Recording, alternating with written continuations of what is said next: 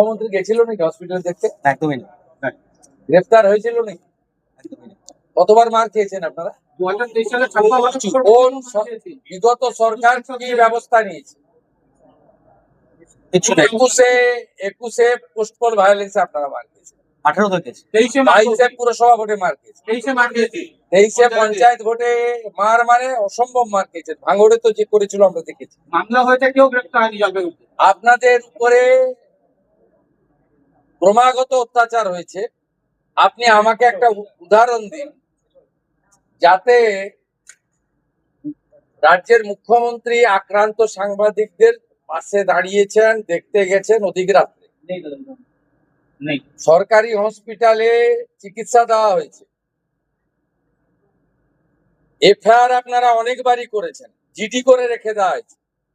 Specific FIR করে 16 জনকে গ্রেপ্তার করা হয়েছে এবং জামিন অযোগ্য ধারায় গ্রেপ্তার করে হেফাজতে নেওয়া হয়েছে। সকালবেলা পুলিশের সঙ্গে কটাপ করে 10টায় আসুন, 2টোর সময় বাড়ি চলে যান, ও কারবার আমরা করিনি। এর পরেও আমার মনে হয় না সংবিধানের 4র্থ স্তম্ভের প্রতি বিজেপি সরকারের মনোভাব আলাদা করে সার্টিফিকেট আমার দেওয়ার দরকার।